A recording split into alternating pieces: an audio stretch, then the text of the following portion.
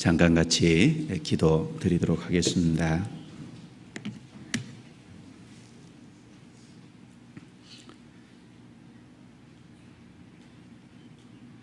저희를 구원해 주신 살아계시며 역사하시는 우리 아버지 하나님 감사합니다.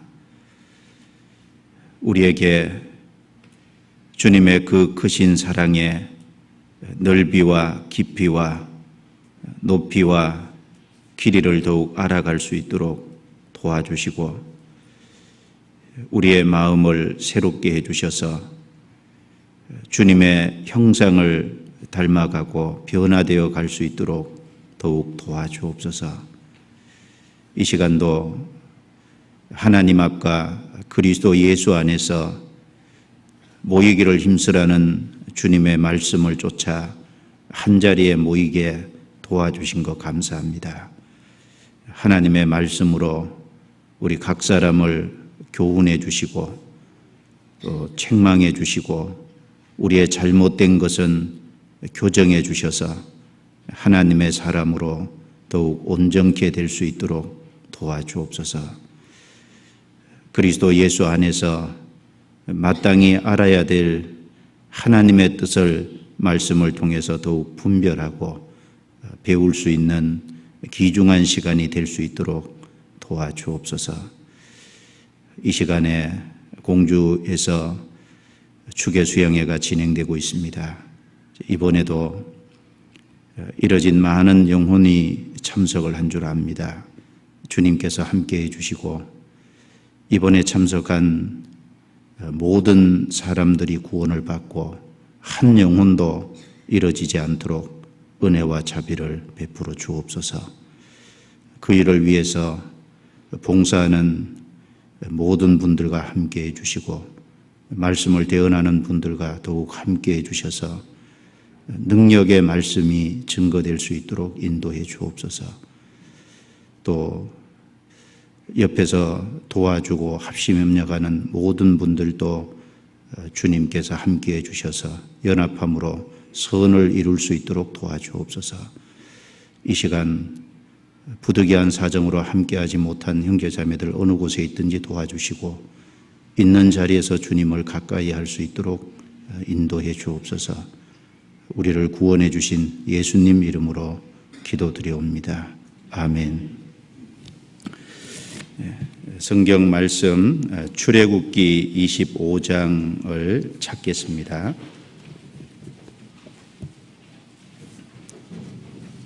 구약 성경 121페이지 출애굽기 25장입니다.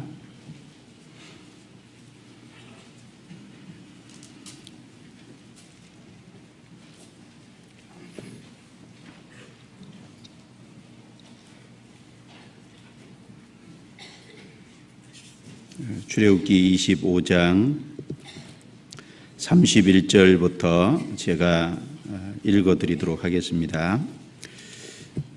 너는 정금으로 등대를 쳐서 만들되 그 밑판과 줄기와 잔과 꽃받침과 꽃을 한 덩이로 연하게 하고 가지 6을 등대 곁에서 나오게 하되 그 세 가지는 이편으로 나오고 그 세 가지는 저편으로 나오게 하며 이편 가지에 살구꽃 형상의 잔색과 꽃받침과 꽃이 있게 하고 저편 가지에도 살구꽃 형상의 잔색과 꽃받침과 꽃이 있게 하여 등대에서 나온 6가지를 갖게 할지며 등대 줄기에는 살구꽃 형상의 잔 4가 꽃받침과 꽃이 있게 하고 등대에서 나온 6가지를 위하여 꽃받침이 있게 하되 2가지 아래 한 꽃받침이 있어 줄기와 연하게 하며 또 2가지 아래 한 꽃받침이 있어 줄기와 연하게 하며 또 2가지 아래 한 꽃받침이 있어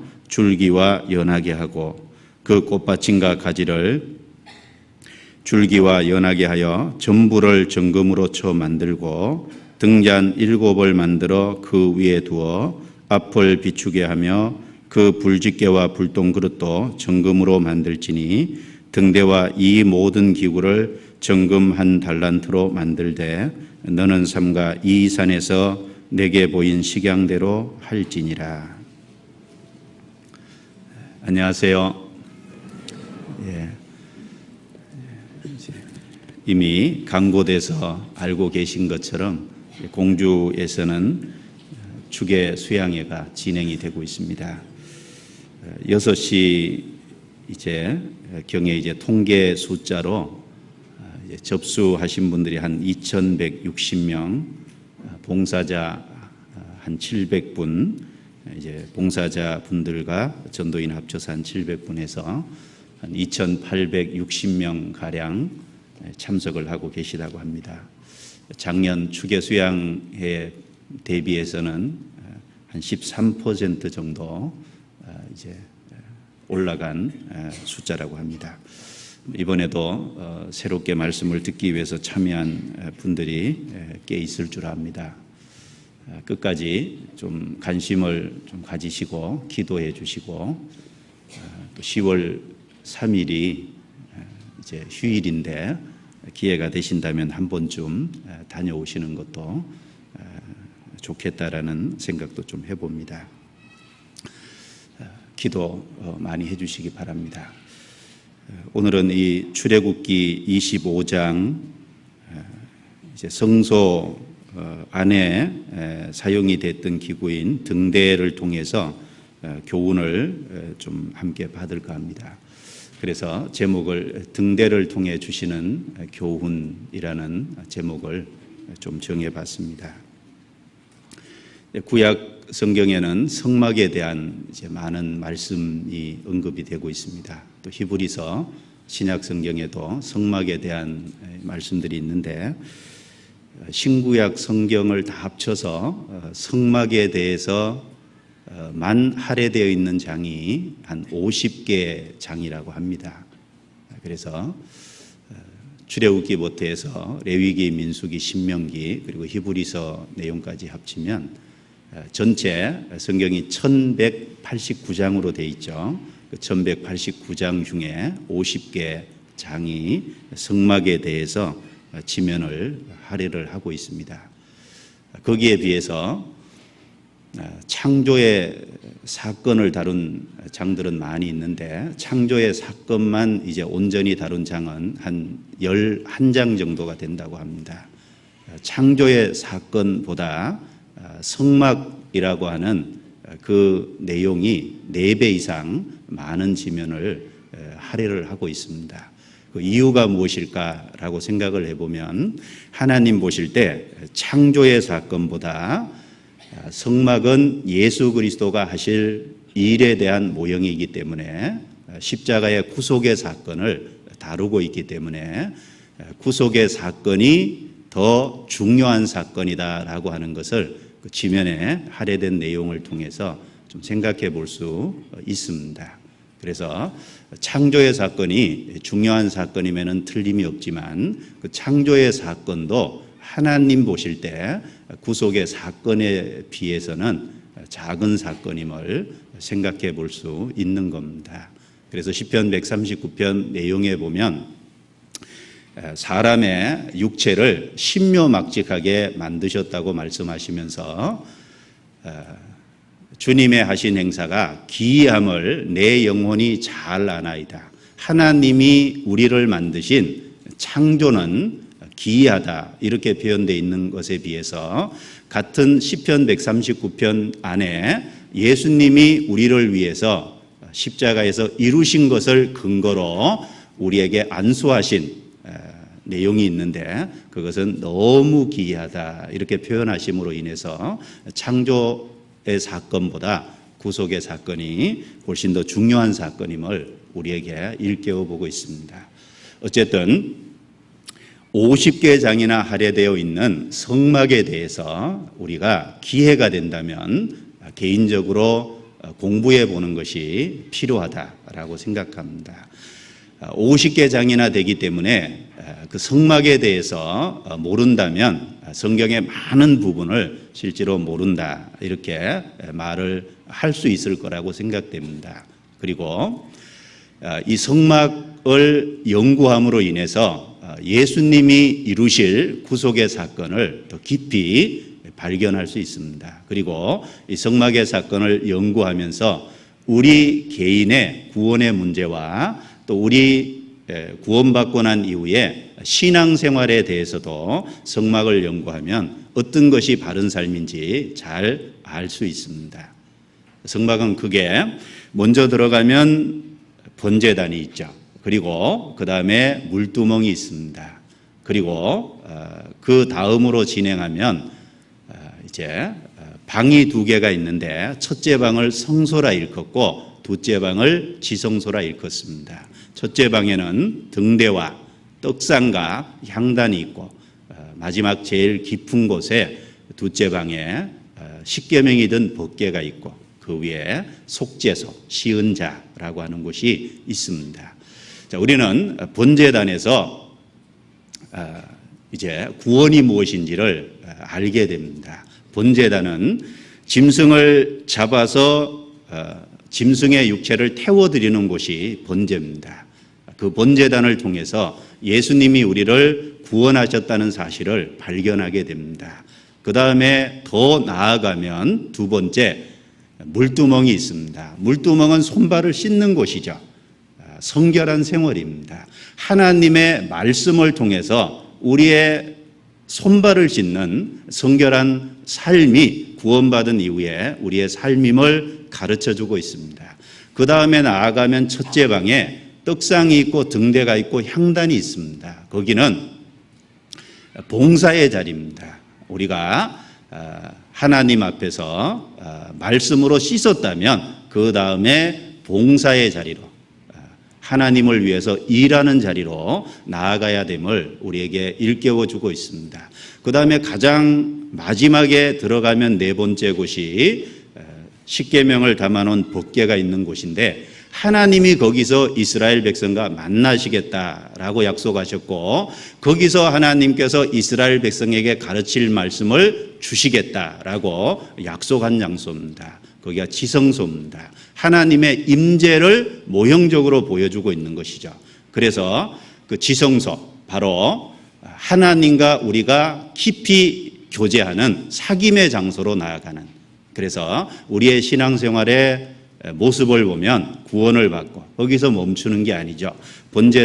물두멍으로 나아가서 우리의 손발을 하나님의 말씀으로 계속 씻는 생활, 그리고 더 나아가서 일하는 자리, 봉사의 자리로, 거기서 끝이 아니죠. 더 깊이 들어가서 하나님의 임재의 자리, 하나님과 교제하는 자리로 점점 더 발전적이고 그리고 앞으로 나아가는 진행형이야마 됨을 우리에게 일깨워주고 있는 겁니다. 그래서 그 성막을 자세히 연구하면 그리스도가 이루신 구속의 사건을 더 깊이 깨달을 수 있고, 우리 신앙생활에 제가 단편적으로 얘기했지만 거기에 많은 내용들이 있죠.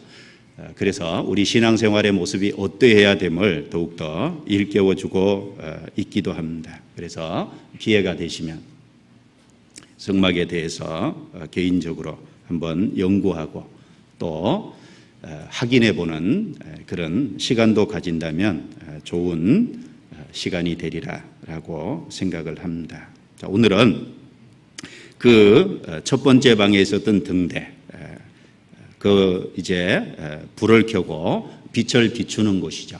촛대라고도 하고 등대라고도 하는데 빛을 비추는 곳입니다. 자, 이 등대는 물론 예수 그리스도의 모형입니다. 예수님은 세상의 빛이다라고 하셨습니다. 그럴 뿐 아니라 구원받은 사람에게 너희는 세상의 빛이라라고 마태복음 5장 13절에 말씀을 하셨습니다. 그래서 세상의 빛 대신 그리스도를 나타내는 동시에, 그래서 이 세상에서 빛이 되어야 할 빛인 그리스도인의 모습을 모형적으로 보여주고 있는 겁니다. 구원받은 사람은 세상의 빛입니다. 너희는 세상의 빛이라 라고 하셨습니다. 그런데 구원을 받은 사람은 누구든지 세상에서 주님을 비추는 빛된 삶을 살아가기를 정말 간절히 원하고 소원하는 것이 틀림없이 있습니다. 누구든지 그런 마음이 있을 겁니다. 그런데 실제로 우리 삶 속에 빛된 생활이 잘 안 되는 경우가 또 많이 있는 것도 사실입니다. 오늘은 이 등대를 통해서 등대의 재료, 등대를 만드는 과정들, 등대의 모양, 이런 것들을 통해서 이 하나하나가 어떻게 하면 우리가 세상에서 빛된 생활을 할 수 있는지를 이 등대를 만드는 재료와 그리고 과정과 모양을 통해서 우리에게 빛된 생활이 무엇인지를 교훈해 주고 있다라는 겁니다. 그래서 그 말씀을 좀 드려보도록 하겠습니다. 먼저 이제 구원받은 사람이 세상의 빛이다라고 할 적에 구원받은 사람은 세상의 빛이긴 한데 오해하면 안 되죠. 세상의 빛인데 자기 스스로가 빛을 내는 발광체가 아니라 빛을 받아서 반사하는 반사체라는 겁니다. 발광체는 스스로 빛을 내죠. 반사체는 받아서 빛을 내는 겁니다. 발광체는 예수 그리스도입니다. 우리는 반사체라는 거죠. 땅에 하나님이 만들어주신 것을 가지고 우리가 교훈을 받아본다면, 하나님을 태양이라고 한다면 우리는 달이라고 할 수 있겠죠. 태양은 발광체고 달은 태양의 빛을 받아서 지구에 비춰주는 반사체입니다.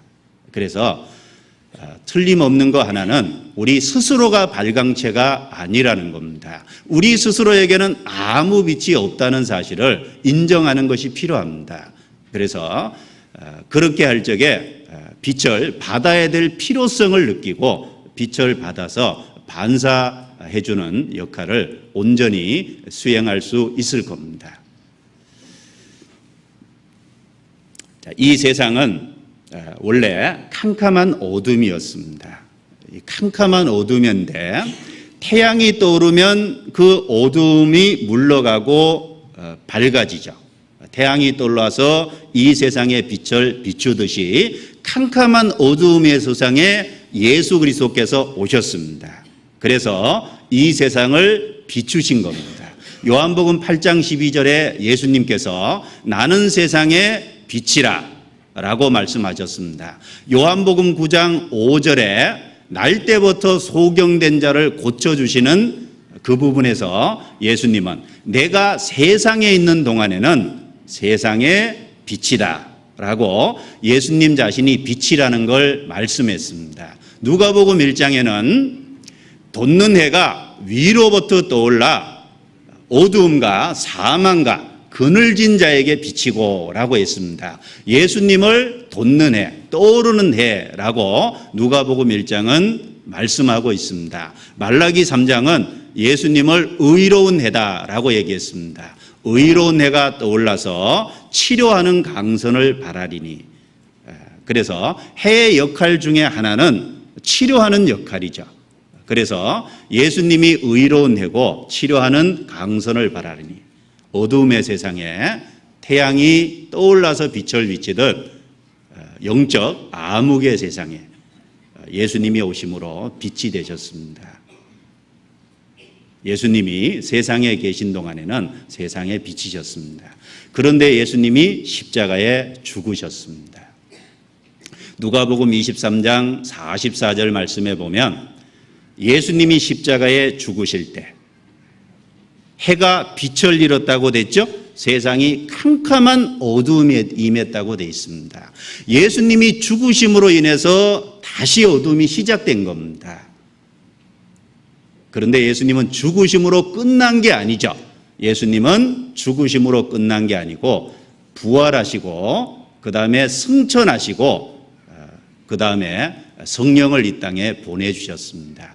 자, 예수님이 가신 이후에는 그리스도인이 세상의 빛입니다. 자, 태양이 물러가면 달이 떠오르고 달이 세상을 비칩니다. 그것처럼 빛이셨던 예수님이 죽으시고 부활 승천하신 이후에 성령이 오심으로 구원받은 사람이 생기고 그 구원받은 사람은 이제 달과 같은 반사체의 역할을 하는 겁니다. 너희는 세상의 빛이다 라고 말씀을 하신 겁니다. 틀림없이 구원받은 사람은 세상의 빛입니다. 그런데 달이 하는 역할이 두 가지죠. 하나는 태양에서 빛을 받는 거하고 또 한 가지는 지구에 비치는 겁니다. 구원받은 사람이 하는 것은 먼저는 주님께 빛을 받아야죠. 그리고 또 한 가지 역할은 세상에 비추는 역할입니다. 달 중에는 달의 모양은 똑같지만 지구에 비치는 모습에 따라서 보름달도 있고 반달도 있고 초승달도 있습니다. 마찬가지죠. 구원받은 사람이 달처럼 반사체인데 어떤 분은 온전하게 비치고 어떤 분은 반쯤만 비치고 어떤 분은 초승달 정도처럼 비칩니다. 어떤 분은 안 비치는 것처럼 빛이라고 하셨는데 빛을 비추지 못하는 그런 안타까운 일도 있습니다. 달은 스스로가 발광체가 아니죠. 그래서 달이 지구에 비치는 건 태양에서 얼마나 많이 받냐에 따라서 지구에 비춰주는 모습이 결정됩니다. 마찬가지죠. 그리스도인이 세상에 빛이 되려면 우리 스스로에게 무슨 빛이 없기 때문에 주님의 빛을 받아야 됩니다. 주님의 빛을 얼마나 받느냐 그것에 따라서 어떤 분은 이 지구에 이 땅에서 온전하게 비춰주기도 하고 어떤 분은 반쯤만 비추기도 합니다. 주님께 조금밖에 못 받는다면 조금밖에 세상에 비칠 수 없을 겁니다. 그리고 밤이 점점 깊어갑니다. 그러면 샛별이 떠오르죠. 베드로전후서 1장 19절 말씀에 또 우리에게 더 확실한 예언이 있어 어두운 데 비치는 등불과 같으니 날이 새어 샛별이 너희 마음에 떠오르기까지 이것을 주의하는 것이 가하니라. 아침에 태양이 밝아오기 전에 마지막 밝아오기 전에 징조로 샛별이 떠오릅니다. 그 샛별은 예수님 다시 오시는 재림의 징조죠. 밤이 점점 깊어가면 그리고 태양이 떠오르기 전에 샛별이 떠오르는 것처럼 예수님의 이제 재림의 징조가 더욱더 분명하게 나타납니다. 이것을 자세히 주의하는 것이 가하니라. 우리는 수많은 샛별에 관계된 재림의 징조를 보고 살아갑니다. 그리고 잠깐 후에 태양이신 주님이 다시 오실 겁니다. 재림하시는 걸 얘기합니다. 그래서 그런 교훈을 우리가 받을 수 있습니다. 자, 어쨌든 우리는 반사체입니다. 그러면 어떻게 하면 우리가 좀 더 온전하게 세상의 빛으로서 비출 수 있을까? 우리를 비추는 게 아니죠. 주님의 빛을 받아서 주님을 비추는 겁니다.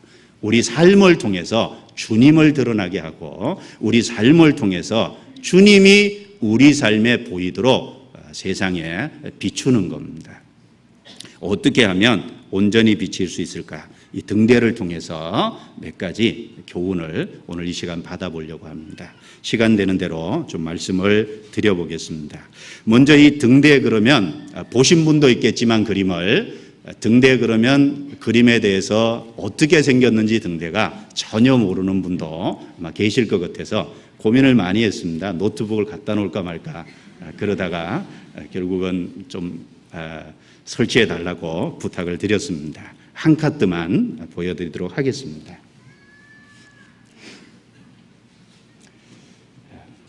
이것이 등대의 모습입니다.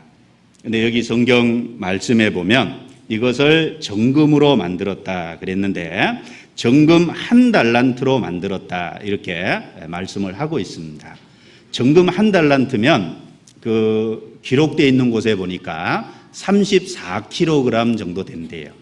정금이 34kg이면 얼마나 큰 거겠어요. 그 정금 34kg 되는데 재료는 정금입니다. 그리고 등대를 쳐서 만들 때 잘 기억해 두셔요. 쳐서 만든다 그랬습니다. 부어서 만드는 게 아니죠. 쳐서 만든다는 건 두들겨서 만드는 겁니다. 이 등대는 정금을 가지고 두들겨서 만드는 거죠. 부어서 만드는 게 아닙니다. 그리고 이 만들 때 정금 1달란트를 가지고 전부 이어지고 연결되게 만들어야 돼요. 끊어진 부분이 있으면 안 되죠. 전부 연결시켜서 만들었고 가운데는 줄기가 있습니다. 그리고 옆에서는 가지다 이렇게 얘기했습니다. 그래서 가운데 한 줄기 밑판, 여기 보면 이렇게 표현되어 있죠. 밑판과 줄기와 잔과 꽃받침과 꽃을 한 덩이로 이어지게 하고, 줄기에 관계된 거죠. 밑판과 잔과 꽃받침과 꽃과. 이제 여기 보시면 이제 그 중간에 이제 줄기 중간중간에 있는 이게 잔입니다. 그런데 꽃받침과 꽃과 그랬는데 그러면 꽃은 어디 있냐? 잔의 모양을 이제 꽃으로 낸 거죠. 그리고 그 밑이 꽃받침입니다. 그리고 좌우에 3줄기씩 나오게 했어요. 3줄기가 가운데 것이랑 이어지게 만들었죠. 이어지게 만들었는데 35절에 이렇게 되어 있습니다. 등대에서 나온 6가지를 위하여 꽃받침이 있게 하되 2가지 아래 한 꽃받침이 있어 줄기와 이어지게 하며 또 2가지 아래 한 꽃받침이 있어 줄기와 연하게 하며 또 2가지 아래 한 꽃받침이 있어 줄기와 연하게 하고. 자, 가운데를 중심해서 2줄기가 첫 번째 있죠. 거기에 한 꽃받침이 있게 하고 또 2줄기에 한 꽃받침이 있게 하고 2줄기에 한 꽃받침이 있게 하고 이게 연결시켜서 만들어라 이렇게 했고, 그리고 가운데 줄기는 잔이 4시죠. 그런데 좌우에 나온 그 가지에는 잔이 3입니다. 3개의 잔씩 각 줄기마다 잔과 꽃받침과 꽃의 문양을 새겨 넣습니다. 그리고 위에는 등잔을 만들어서 올려놨죠.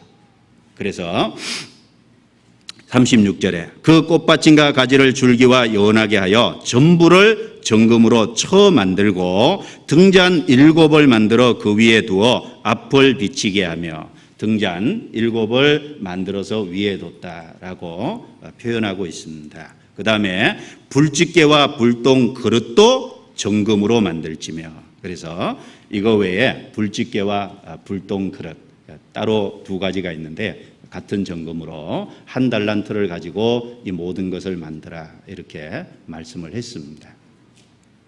자, 이것을 그 성소 안에 첫 번째 방인 그곳에 이 등대를 둬서 이 위에 감람류를 넣어서 불을 붙여서 그 성소 안을 비치게끔 했습니다.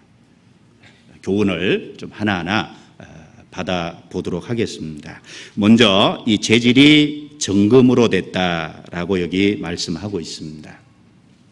성경에 이 성막 안에 재료가 몇 가지 있는데, 금은 예수님에게 적용하면 신성을, 은은 예수님의 구속을, 그 다음에 노선 심판을, 그 다음에 조각목이 나오는데 조각목은 나무로 만든 거죠. 예수님의 인성을 표현하고 있는 겁니다. 그런데 그것을 구원받은 사람에게 적용했을 때는 금은 믿음을 가리킵니다.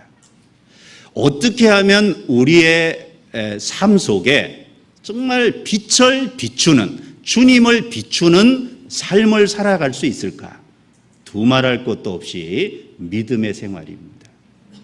믿음의 삶 자체가 이 세상에 빛이 될 수 있는 겁니다.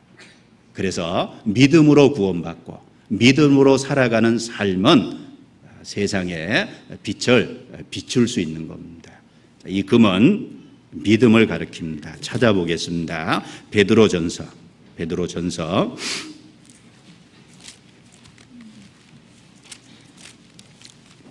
1장입니다. 베드로전서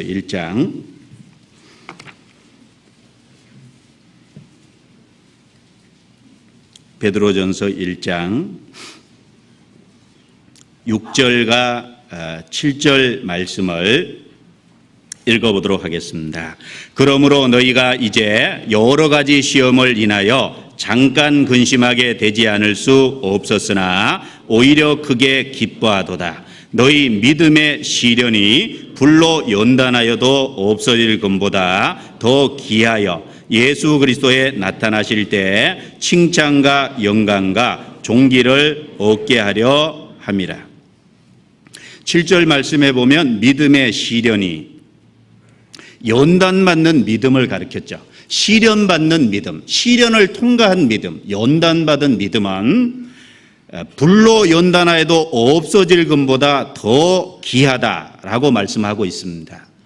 여러분, 금을 순금으로 되게 만들려면 불로 연단해야죠.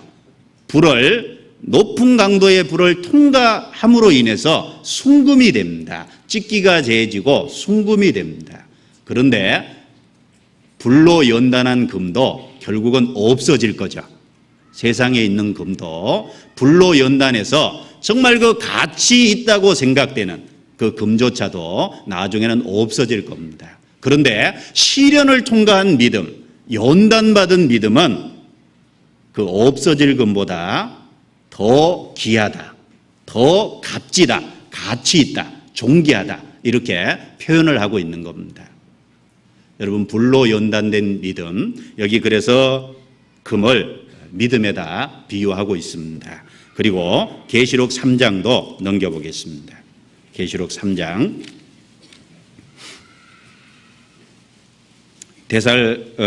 라오디게아 교회에 그 말씀을 하면서 17절, 18절입니다.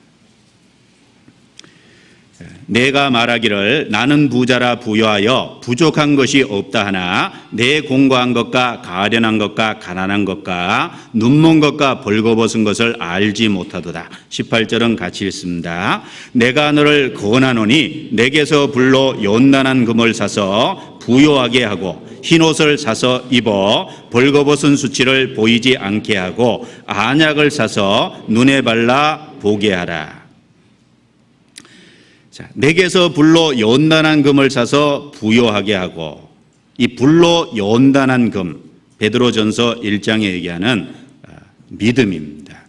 불로 연단한 금을 사서 부요하게 하고 믿음을 가지라는 얘기죠. 흰옷을 사서 입어 벌거벗은 수치를 보이지 않게 하며, 수치를 가리는 것이 흰옷입니다. 자, 벌거벗으면 수치죠. 흰옷을 입을 때 수치가 가려집니다. 인간의 죄를 가릴 수 있는 것은 그리스도의 구원의 옷과 의의 겉옷입니다. 바로 주님의 구속의 사건과 관련된 겁니다. 그 다음에 안약을 사서 눈에 발라 보게 하라. 눈이 감겨서 하나님의 신령한 것들을 보지 못합니다. 그래서 안약을 집어넣어서 신령한 것을 볼 수 있도록 해라 라고 얘기했습니다. 물론 안약에 관계된 것이 여러 것이 있겠죠. 말씀도 안약이고 여러 가지 안약에 대한 걸 얘기할 수 있습니다. 어쨌든 여기서도 불로 연단한 금을 사서 믿음을 가지라라고 분명하게 얘기합니다. 라오디게아 사람들은 자기들은 부자라 그랬어요. 부요하여 부족한 것이 없다 그랬죠. 하나님이 오실 때는 가난하고 가련하고 공고하고 벌거벗었다 그랬습니다. 그래서 불로 연단한 금을 사서 가지라, 믿음을 가지라. 그래야 하나님 앞에 설 수 있다는 걸 분명하게 언급하고 있습니다. 자, 모든 사람은 구원을 받아야 됩니다. 그리고 정말 구원을 받았다면, 믿음으로 구원을 받았다면 믿음으로 살아가야죠. 로마서 1장입니다. 로마서 1장.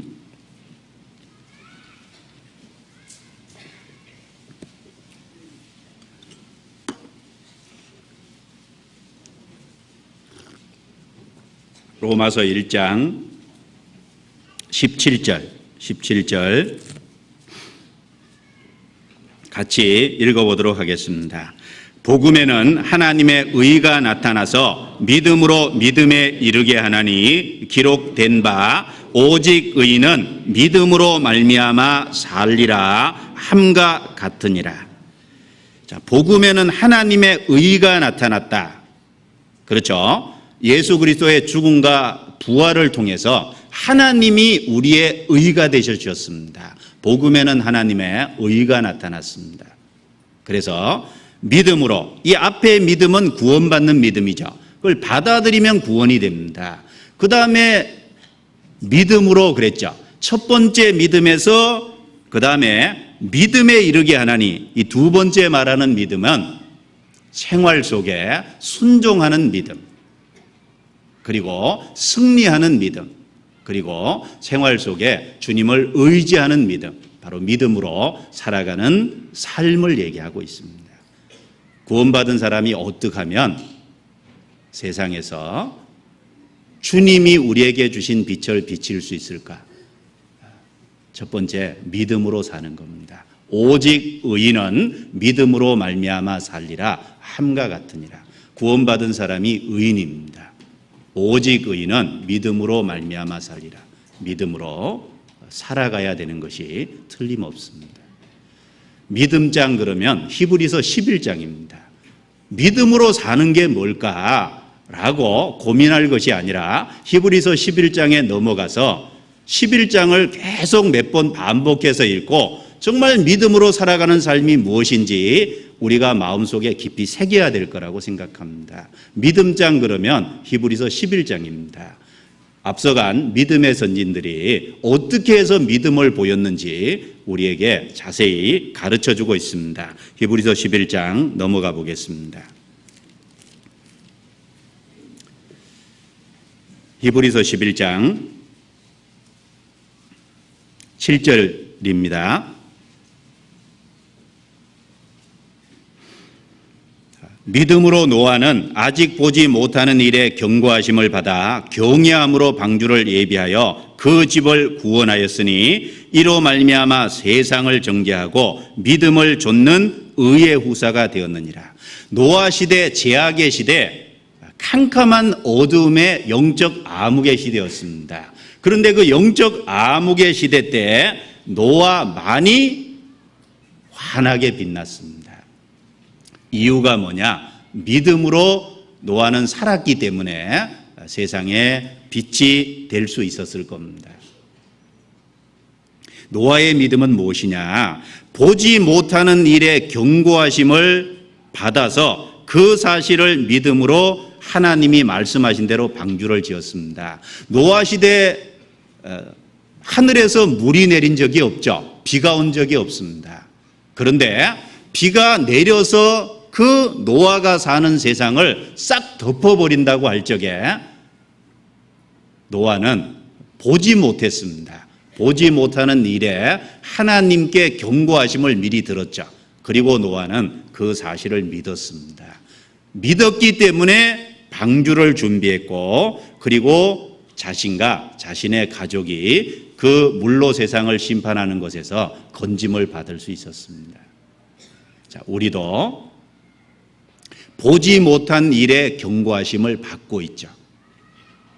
주님이 재림하시면 이 세상을 심판하시겠다고 말씀하셨습니다. 7년 환란이 있다는 걸 말씀하셨습니다. 여호와의 날, 심판날에 있다는 걸 우리에게 경고해 주셨습니다. 아직 보지 못했습니다. 경고하심을 받았죠. 그 경고하심을 받았기 때문에 그 피할 수 있는 것은 노아는 방주 안에 들어가는 것처럼 우리는 그리스도 안에 피하는 겁니다. 그리스도를 우리의 구주로 받아들일 때 우리가 그 방주 안에 들어가는 것과 마찬가지다라고 할 수 있을 겁니다. 보지 못하는 일에 노아가 경고하심을 받아 준비한 것처럼 우리도 마찬가지로 보지 못한 일을 경고하심을 받고 있습니다. 그리고 우리도 그 경고하심이 사실인 걸 믿기 때문에 그리스도를 우리의 구주로 영접했습니다. 우리뿐 아니라 노아는 자기 가족을 방주 안에 탈 수 있도록 전도했습니다. 마찬가지로 우리도 이 세상에 구원받지 못한 우리의 가족을 그 예수 그리스도 안에 태울 수 있도록 들어가도록 도와줘야 될 겁니다. 그리고 아브라함도 믿음의 사람이죠. 아브라함은 갈대와 우리에 살았습니다. 하나님께서 가나안 땅으로 가라 그랬습니다. 한 번도 가나안 땅에 가본 적이 없죠. 그런데 하나님의 말씀을 쫓아 갈대와 우르를 나와서 가나안 땅에 갔습니다. 그 가나안은 천국의 그림자죠. 아브라함이 그 가는 길을 알고 있었던 것도 아니고 가본 적이 있었던 것도 아닙니다. 그러나 그 말씀을 쫓아서 나왔고 그리고 그는 가나안 땅까지 마침내 인도하심을 받아가 보니까 가나안 땅에 들어가게 된 겁니다. 8절에 믿음으로 아브라함은 부르심을 받았을 때 순종하여 같이 읽습니다. 장래 기업으로 받을 땅에 나갈새 갈 바를 알지 못하고 나갔으며, 갈 바를 알지 못하고 나갔다라고 표현하고 있습니다. 우리도 천국이 있음에 대한 약속을 받았습니다. 가나안 땅을 아브라함이 약속받은 것처럼 우리도 천국의 약속을 받았습니다. 그 천국 가는 여정 우리가 가본 적도 없습니다. 그런데 하나님의 인도하심을 따라서 가면 종착지가 거기가 틀림없이 돼 있을 겁니다.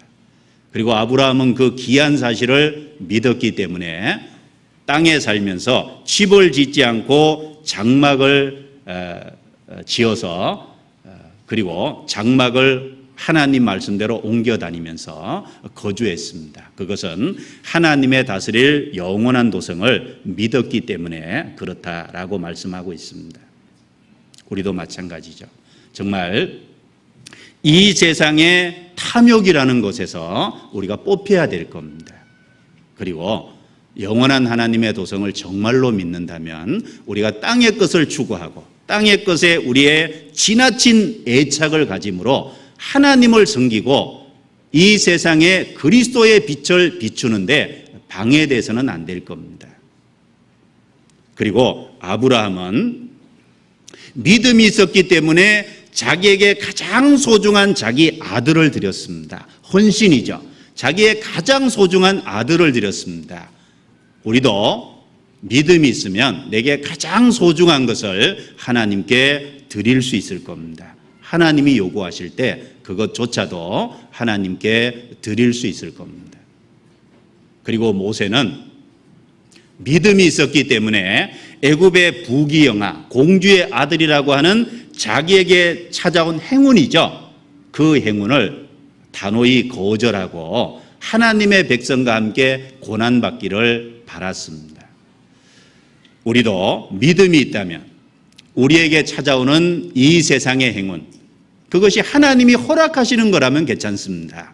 그런데 그 행운을 부여잡기 위해서는 양심을 배반하고 믿음을 배반해야 되는 것이라면 가감하게 우리도 믿음으로 모세처럼 거절할 수 있을 겁니다. 그리고 믿음으로 이스라엘 백성들은 요단강을 건넜습니다.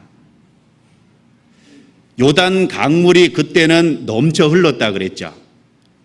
제사장이 법궤를 베고 요단 강물을 밟고 들어서면 갈라지리라. 들어서는 건 쉬워요. 법궤 메고 들어서는 건 쉽지 않습니까? 그러기 전에 정말 그것이 믿어져야 순종할 수 있는 겁니다. 믿음은 순종을 낳습니다. 우리의 삶에 참으로 하나님을 향한 믿음이 있다면 하나님의 약속을 믿고 이미 이루어지지 않은 요단 강물이 갈라지지 않은 상황에서 그 약속이 실현되지 않은 상황에서 우리도 그곳으로 들어설 수 있습니다. 그리고 믿음으로 이스라엘 백성은 여리고성을 하나님의 말씀을 쫓아서 순종하는 믿음으로 무너뜨렸습니다. 하루에 한 바퀴 돌았죠. 마지막 날 일곱째 날 7바퀴 돌고 소리 지르면 무너지리라. 인간적인 생각으로는 세상에 그렇게 하면 어떻게 무너지냐, 그럴 수 있죠. 그런데 말씀에 순종할 때 그대로 이루어졌습니다. 믿음이 있으면 내가 당장 이성적으로 이해하지 못하는 것일지라도 하나님의 약속을 믿고 순종할 수 있다는 겁니다. 여러분, 그런 믿음의 생활, 그 믿음의 생활은 성경에 뭐라 했냐면 세상이 감당치 못한다라고 했습니다. 히브리서 11장 넘겨보겠습니다. 38장.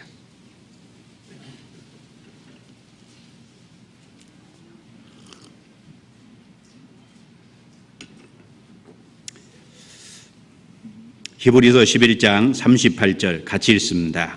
이런 사람은 세상이 감당치 못하도다 됐습니다. 이런 사람은 세상이 감당치 못하도다. 그렇습니다.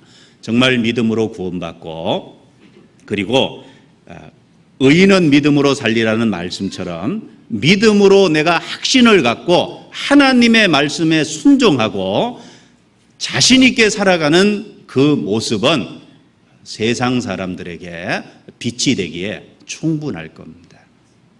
그런 확신과 그런 담대한 삶이 어디에서 나오는지 틀림없이 물어보게 될 거다라고 생각할 수 있습니다. 믿음이 있으면 세상에서 뿌리가 뽑힙니다. 누가복음 17장 넘겨보겠습니다. 누가복음 17장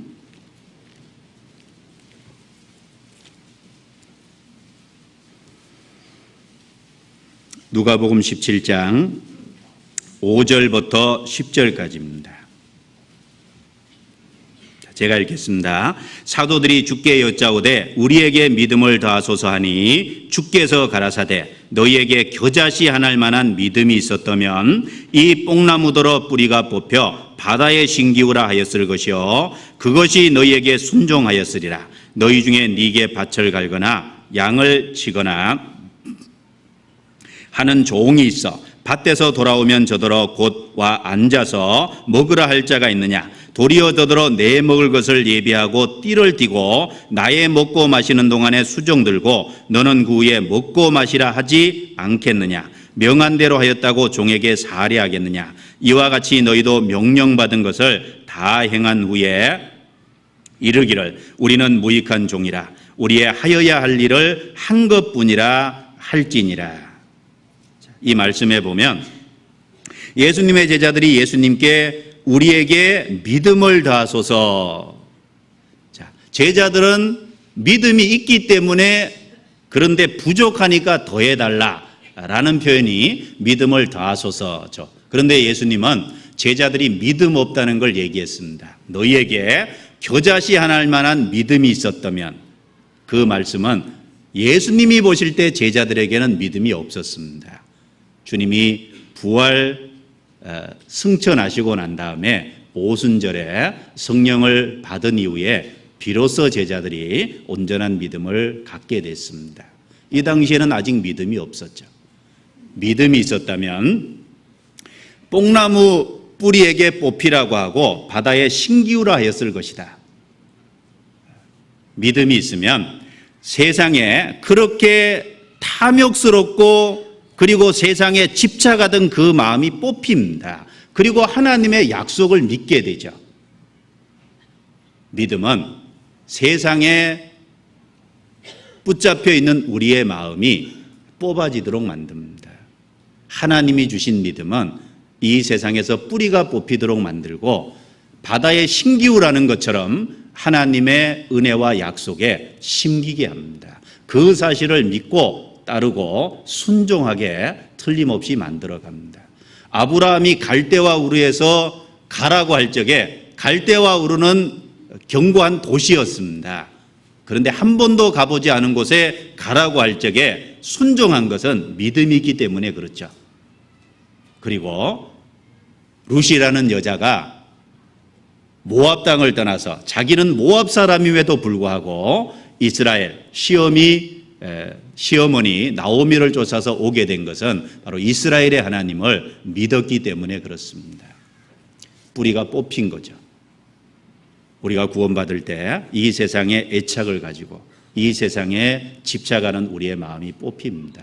그런 동시에 여기 뭐라 그랬냐면 너희 중에 누구에게 종이 있어 예로 들었습니다.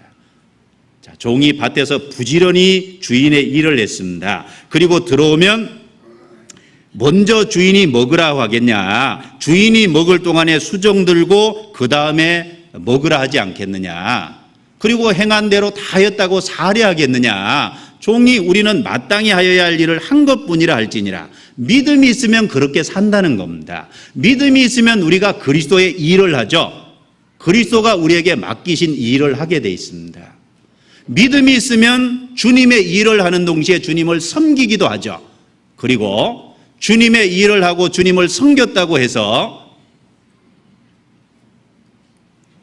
그 일을 하고서 누가 나에게 살해하지 않는다고 그것에 불평불만하고 서운해하지 않습니다. 믿음이 있으면 여기 이렇게 말했죠. 살해하겠느냐? 살해 안 해도 아무 문제가 안 됩니다. 그리고 마땅히 해야 될 일을 한 것뿐이라라고 표현한다는 겁니다. 바로 믿음이 있으면 이런 삶이 된다는 걸 우리에게 표현하고 있습니다. 그래서 구원받은 이후에 살아가는 삶 속에 하나님의 말씀과 약속을 믿고 순종하며 살아가는 담대한 생활은, 확신 있는 생활은 이 세상 사람들로 말미암아 틀림없이 그리스도를 볼 수 있게끔 해줄 겁니다.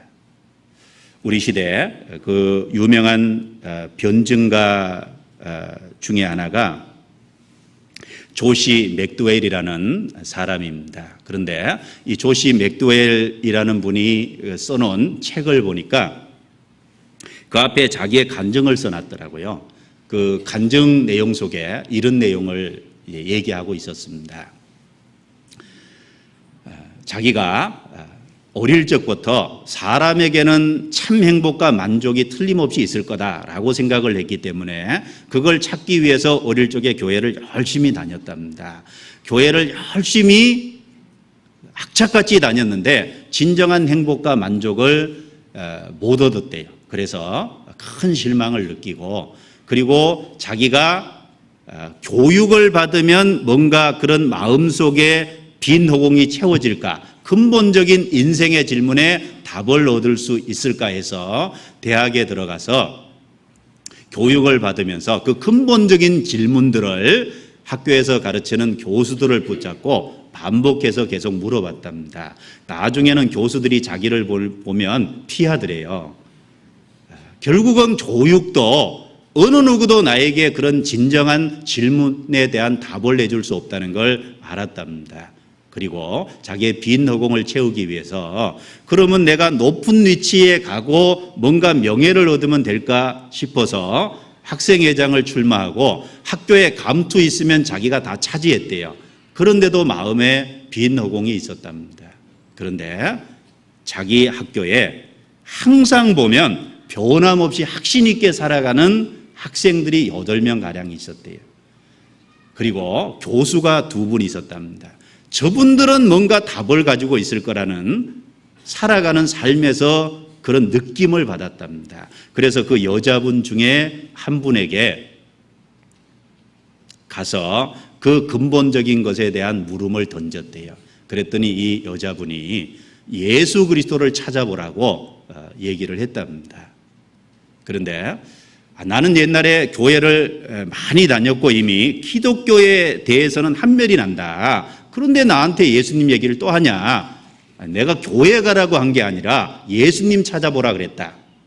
그래서 그 학생의 말에 도전을 받고 예수님에 대해서 700시간 이상을 연구했답니다.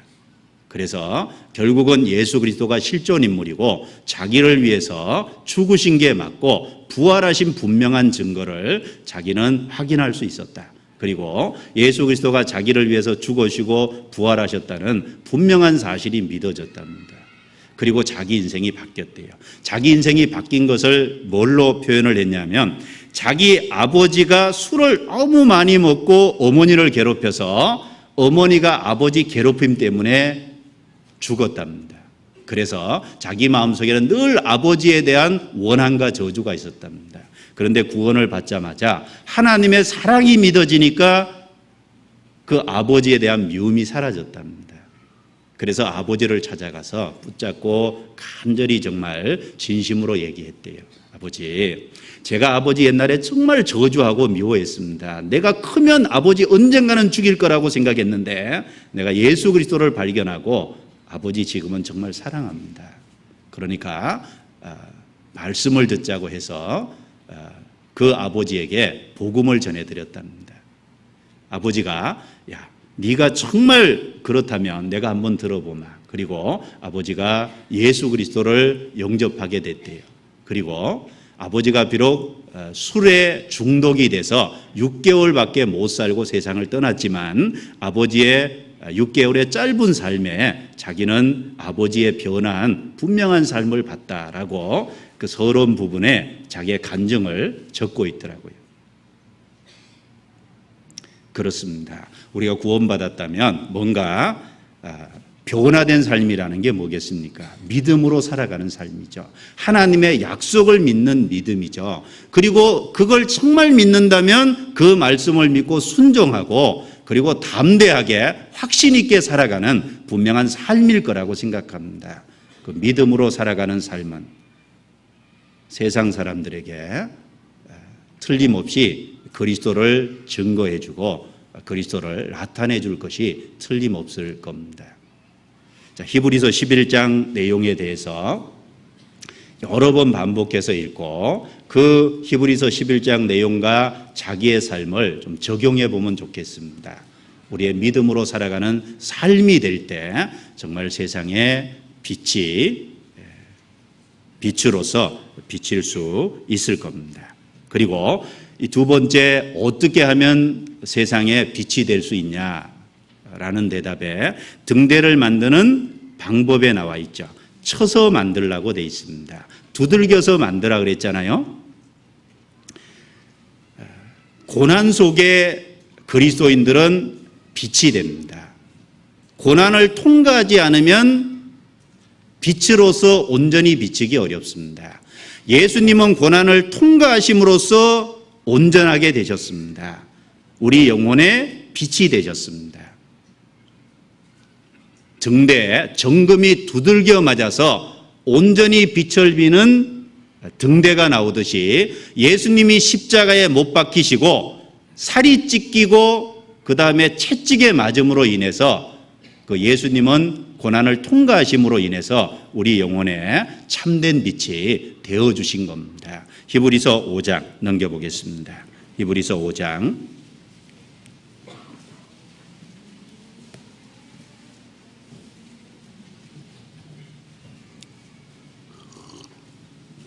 히브리서 5장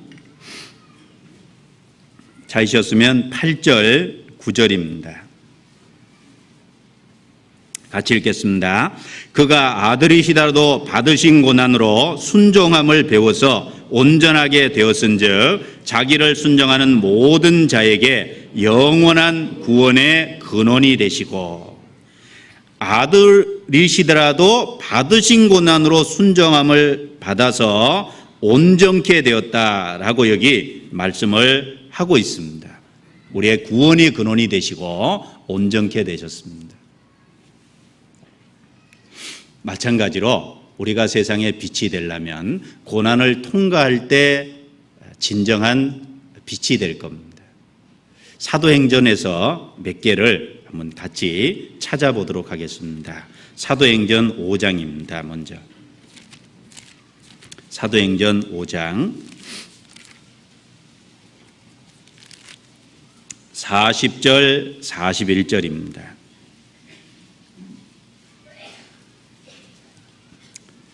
같이 읽어보겠습니다. 저희가 옳게 여겨 사도들을 불러들여 채찍질하며 예수의 이름으로 말하는 것을 금하고 놓으니 사도들은 그 이름을 위하여 능욕받는 일에 합당한 자로 여기심을 기뻐하면서 공회 앞을 떠나니라. 자, 사도들은 복음을 전하다가 채찍질 당했습니다. 그리고 이 공회에서 사도들을 풀어주는데 사도들은 그 능욕받는 일, 채찍을 맞는 일, 예수님을 전하다가 예수님의 이름을 위하여 그 고난을 받은 것을 기뻐했다라고 여기 표현하고 있습니다. 아마 이스라엘 이 공회, 이제 제사장들, 바리새인들, 이 공회의 회원들이 이 사도들의 모습을 보면서 마음에 뭔가를 생각했을 겁니다. 채찍질하고 그리고 능욕을 했는데도 불구하고 그들은 기뻐했다고 표현했습니다. 마음이 기쁘면 얼굴에 나타나죠. 그 채찍을 맞으면서도 그리고 고통을 당하면서도 기뻐하는 그 모습이 그 재판하는 공회원들에게 큰 인상을 틀림없이 남겨줬을 거다라고 생각합니다. 스데반도 전도하다가 붙잡혀 갔습니다. 그런데 그 공회 앞에 붙잡혀간 스데반의 얼굴이 15절이죠. 15절, 6장 15절입니다. 같이 읽어보죠. 공회 중에 앉은 사람들이 다 스데반을 주목하여 보니 그 얼굴이 천사의 얼굴과 같더라. 스데반은 복음을 전하다가 이 산헤드린 공회라고 하는 것에 붙잡혀 갔습니다. 그런데 그 곳에 서 있는 스데반의 얼굴이 천사의 얼굴과 같더라. 공회원들에게 큰 인상을 틀림없이 주었을 겁니다. 그리고 그 공회원들 앞에서 7장의 긴 내용을 이제 말씀을 전합니다. 그러다가 나중에 결국은 돌로 쳐 죽임을 당합니다. 그런데 그 스데반의 마지막 기도 중에 죽으면서까지 자기들을 돌로 치는 그들을 위해서 기도해 주죠. 그 모습을 지켜보고 있는 사람 중에 신약시대에 사용이 된 바울사도라는 분이 거기 서 있었습니다. 사울이 옷을 지켰다고 돼 있죠. 바로 죽어가면서까지 자기를 돌로 치는 사람들을 위해서 기도해 주는 그 모습을 사울이 봤을 겁니다. 사울의 마음에 큰 각인이 됐을 겁니다. 훗날 복음을 받아들일 때 틀림없는 그 사건이 도움을 줬을 거다라는 건 틀림없는 사실입니다. 사도행전 7장입니다. 60절이죠. 스데반의 돌로 맞아 죽은 때 기도한 모습입니다. 같이 읽어보도록 하겠습니다. 무릎을 꿇고 크게 불러 가로되 주여 이 죄를 저들에게 돌리지 마옵소서. 이 말을 하고 자니라. 바로 자기들을 돌로 치는 사람을 위해서 중보의 기도를 하는 그 스데반의 모습은 그걸 지켜보고 있는 사람들 마음에 큰 어떤 각인을 시켜줬을 것이 틀림없을 겁니다. 바울 사도는 복음을 전하다가 빌립보 감옥에 갇혔습니다. 사도행전 16장 넘겨보겠습니다.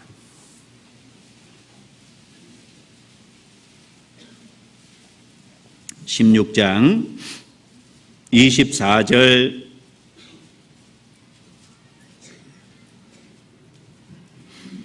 25절까지 같이 읽어보겠습니다. 그가 이러한 영을 받아 저희를 깊은 옥에 가두고 그 발을 착고에 든든히 채웠더니 밤중중 되어 바울과 실라가 기도하고 하나님을 찬미하며 죄수들이 듣더라. 빌립보 감옥, 거기에는 감옥 안에는 아무 불도 없었죠. 칠흑같이 어두운 곳에 손에 쇠고랑이 차고 발에 쇠고랑이 차고 지하 감옥에 갇혔습니다.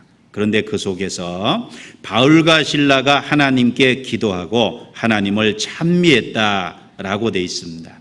그 속에서 하나님을 찬양하는 모습은 그 옥을 지키고 있던 간수들에게 마음에 큰 인상을 남겼을 겁니다. 그래서 하나님이 옥문이 열리도록 기적을 베푸실 때 그 옥을 지키던 간수가 바울 앞에 와서 구원이 뭐냐고 질문을 하는 내용이 나옵니다. 30절에 이렇게 나오죠. 30절에 저희를 데리고 나가 가로되 같이 읽습니다. 선생들아 내가 어떻게 하여야 구원을 얻으리까 하거늘. 바로 그 깊은 감옥에 갇혀서도 찬양을 부르는 칠흑같이 어두운 곳의 고통 속에서 찬양을 부르는 그 모습은 그 간수들에게 큰 마음의 인상을 남겼고 하나님이 능력을 베푸실 때 결국은 그 바울 앞에 와서 꿇어 엎드려 구원이 무엇이냐고 질문할 수 있는 그런 모습을 보여주고 있습니다.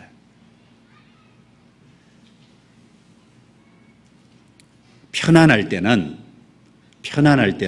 내가 갖고 있는 믿음이 잘 안 드러납니다. 그런데 정말 고난 속에 있을 때 우리가 그리스도를 믿는다는 것이 드러나도록 돼 있습니다. 사도행전의 내용은 한결같이 고난을 받으면서 복음을 전할 때, 어려움을 당할 때 그 속에서 주님 앞에 기뻐하고 찬양했다고 되어 있습니다. 그런 놀라운 모습은 그걸 지켜보는 사람들의 마음속에 큰 인상을 남기고 뭔가 그 주변의 사람들이 구원받는데 큰 역할을 했음에 틀림이 없습니다. 우리가 정말로 구원을 받았다면 고난이 올 적에 우리가 그 고난을 삶에서 어떻게 받아들이고 살아가냐라는 그 모습을 통해서 그리스도가 나타날 수도 있고 그렇지 않을 수도 있습니다.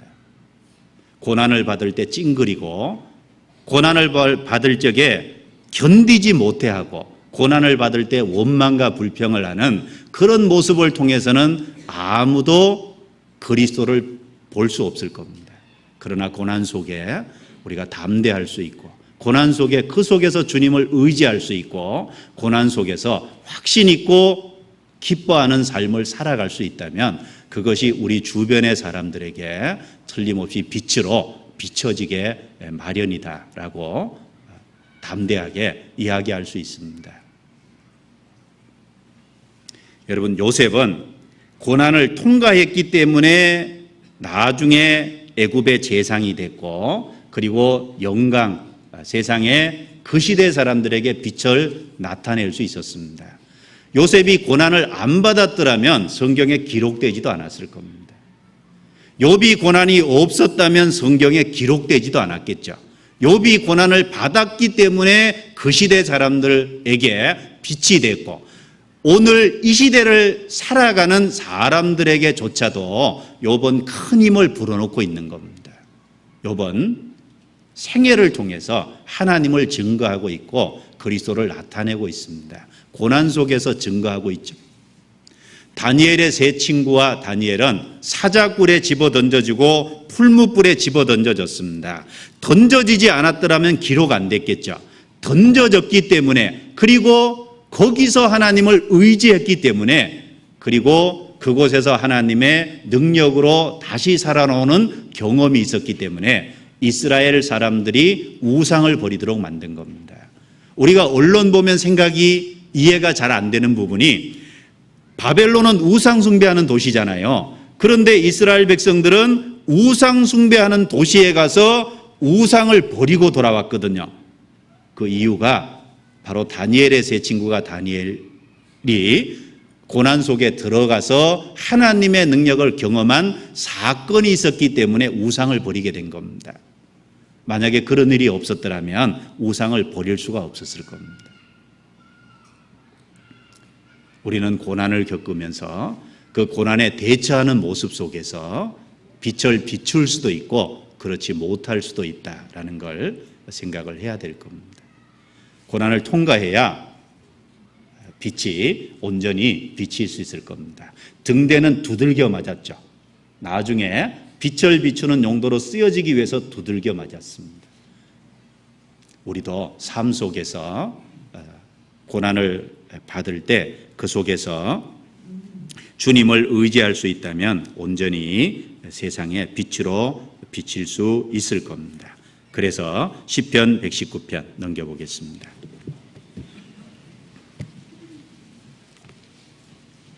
시편 119편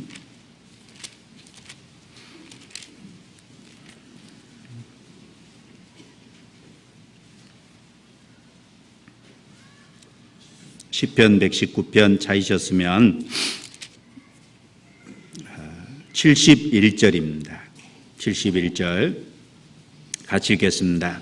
고난당한 것이 내게 유익이라 이로 인하여 내가 주의 율례를 배우게 되었나이다. 그렇습니다. 고난당한 것이 유익이죠. 고난을 겪으면서 교만했던 우리가 겸손해지고, 그리고 교만을 겪으면서 주님의 뜻을 배우고, 고난을 겪으면서 그 속에서 세상에 빛이 될 수 있습니다. 그래서 등대가 만들어지는 과정에서 두들겨 맞아서 만들어졌다, 쳐서 만들라고 일부러 언급하신 것은 우리의 삶에 어떻게 하면 빛이 비칠 수 있는지를 가르쳐 주기 위해서 일부러 그런 과정을 겪어야 했습니다. 그리고 이 등대는 전부 연결된 겁니다. 자, 줄기가 있고 가지라 그랬죠. 줄기와 가지라고 얘기할 적에 얼른 연상되는 구절이 있죠. 요한복음 15장입니다. 그렇죠? 예수님은 포도나무고 너희는 가지다라는 것이 우리는 늘 들었기 때문에 얼른 연상됩니다. 이 일곱 촛대의 모습 중에 가운데 줄기는 예수 그리스도를 예표하고 있습니다. 그리고 옆에 있는 것은 가지인 구원받은 성도를 가르쳐주고 있는 거예요. 줄기와 가지가 이어져 있습니다. 연하게 하고 연하게 하고 연하게 하라. 이어서 만들라고 반복해서 출애굽기 25장에 이야기하고 있습니다. 어떻게 하면 우리가 세상에 빛을 비출 수 있을까? 예수님과 교회에 연결되어 있을 때 빛이 비칠 수 있다는 겁니다. 연결되어 있지 않으면 빛이 비칠 수가 없습니다. 요한복음 15장입니다. 넘겨보죠. 요한복음 15장.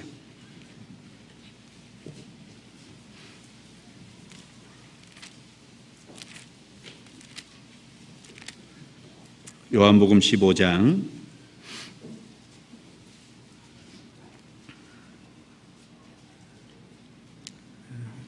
찾으셨으면 3절부터 제가 읽어봅니다. 너희는 내가 일러준 말로 이미 깨끗하였으니 내 안에 거하라. 나도 너희 안에 거하리라. 가지가 포도나무에 붙어 있지 아니하면 절로 가시를 맺을 수 없음 같이 있습니다. 너희도 내 안에 있지 아니하면 그러하리라. 자, 가지가 포도나무에 붙어 있지 아니하면 절로 가시를 맺을 수 없음 같이 너희도 내 안에 있지 아니하면 그러하리라. 가지는 포도나무 줄기에 붙어 있어야죠. 등대 줄기에 가지가 연결되어 있습니다. 우리의 삶 속에 빛이 어떻게 해서 비치는지를 신약과 잘 연결시켜서 조화롭게 보여주고 있는 겁니다.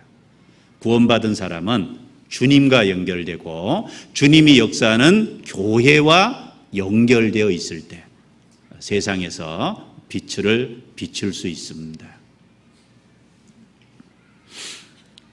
롯이라는 사람이 아브라함을 떠났을 때는 빛을 비출 수 없었습니다.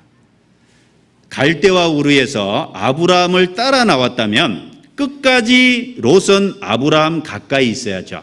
아브라함을 떠나는 것이 자신의 신앙의 죽음입니다. 영적 죽음이죠. 그런데 롯은 아브라함을 떠났습니다. 그리고 점점 장막을 넘겨서 소돔 지역으로 들어갔더라. 이렇게 표현하고 있습니다. 그렇죠. 롯이 아브라함을 떠난 것이 실수듯이 구원받은 성도가 주님과 주님이 역사하는 교회를 떠난다는 것은 영적인 죽음을 가져오는 겁니다. 그리고 이제 그 떠나는 것을 통해서는 결코 빛을 비출 수 없다는 것을 우리에게 교훈해 주고 있습니다. 성경의 골로새서 2장 19절에 머리를 붙들지 아니하는지라 그랬죠. 우리는 머리를 붙잡아야 됩니다. 머리 대신 예수 그리스도와 연결되고 그분은 교회의 머리로 있는 겁니다. 그리고 구원받은 성도가 몸을 이루고 있죠. 우리는 그 몸의 지체로서 같이 거할 때 함께 더불어서 빛을 낼 수 있는 거다라는 걸 우리에게 일깨워 주고 있습니다. 구약 성경에 보면 엘리야가 나오고 엘리사가 나옵니다. 하나님이 엘리야를 치해 가시려고 하셨죠. 엘리사가 알고 있었습니다. 자, 길갈에서 하나님이 베델로 엘리야 선지자에게 가라 그랬습니다. 엘리야가 엘리사에게 얘기하기를 너는 여기 머물라. 엘리사가 뭐라 그랬습니까? 하나님의 사심과 당신의 혼의 삶을 가르쳐 맹세하노니 나는 절대로 당신을 떠나지 아니하리이다. 베델까지 따라갔죠. 베델에서 하나님께서 여리고로 옮겼습니다. 하나님이 여리고로 가라 그런다. 너는 여기 머물라. 아닙니다. 나는 떠나지 않겠습니다. 따라갔습니다. 하나님이 요단으로 가게 하신다. 너는 여기 머물라. 아닙니다. 절대로 안 떠나겠습니다. 끝까지 따르니까 엘리야가 묻죠. 너 나에게 원하는 게 뭐냐? 소원을 얘기해라. 예, 당신의 영감에 갑절이나 있기를 원하나이다. 엘리야가 능력 있는 삶을 살았는데 엘리야가 떠난 이후에 이스라엘의 암흑의 시대, 북이스라엘 타락한 그 시대에 걱정이 됐습니다. 당신의 능력에 갑절이나 받기를 원하나이다. 하나님이 나를 치해 가시는 걸 보면 그렇게 되리라. 엘리사는 끝까지 쫓았고 하나님이 치해 가시는 걸 봤습니다. 치해 가시는 걸 본다는 건 능력을 본 거예요.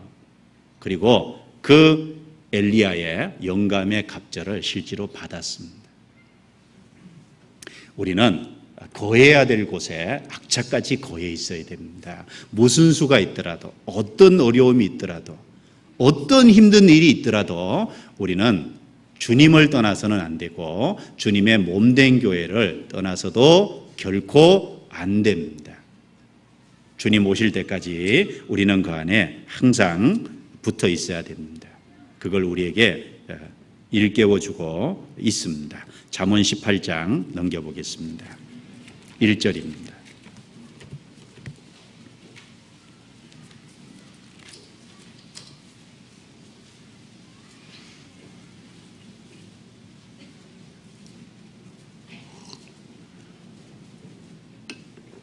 잠언 18장 1절 같이 읽도록 하겠습니다.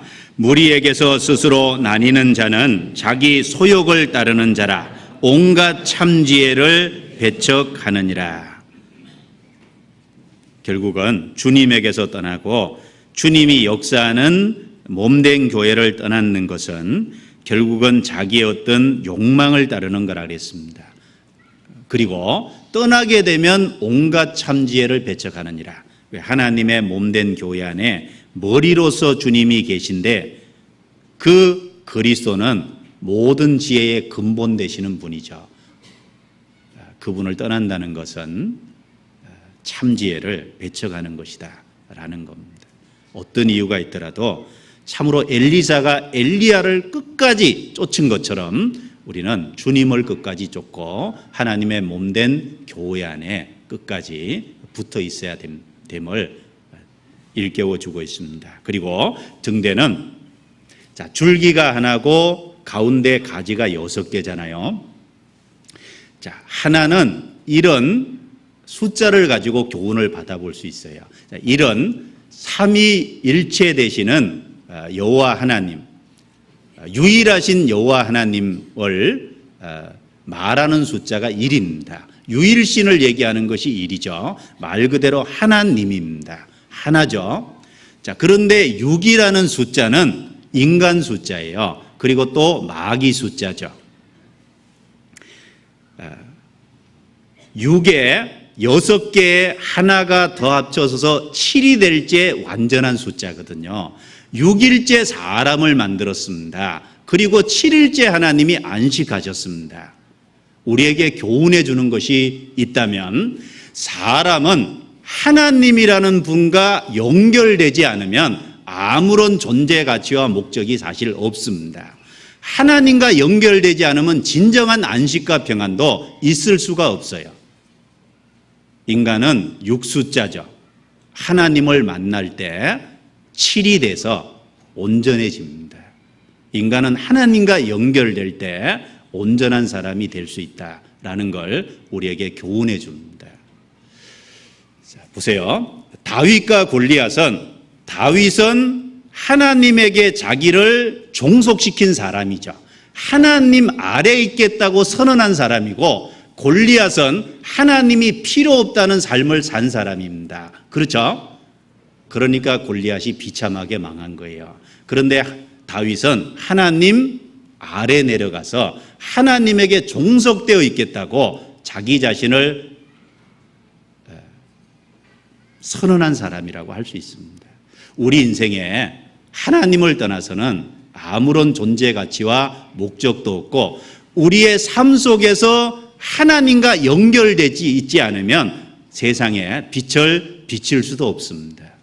베드로는 단지 어부에 불과했습니다. 그런데 그가 예수 그리스도라는 분을 만날 때 사람을 낚는 어부가 됐죠. 그리고 하나님의 놀라운 사역자로 쓰임을 받은 겁니다. 모세는 광야에서 목축업을 하던 사람입니다. 그가 하나님의 말씀을 듣고 순종해 나아갈 때 하나님의 사역자로서 큰 일을 한 겁니다. 우리는 하나님의 사람이 되어야 됩니다. 하나님에게 종속을 선언하고 내가 하나님 아래에 있겠다라고 마음의 각오를 갖고 하나님과 항상 내 자신이 연결되어 있을 때 세상에 빛으로서 온전히 발할 수 있을 것이다 라는 것을 생각해 볼 수 있는 겁니다. 자, 구원받은 사람은 하나님의 사람이죠. 그런 의미에서 디모데후서 3장입니다. 넘겨보죠.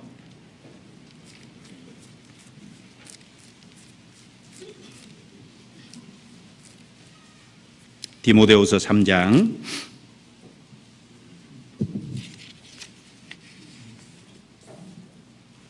16절 내용을 같이 읽어보도록 하겠습니다.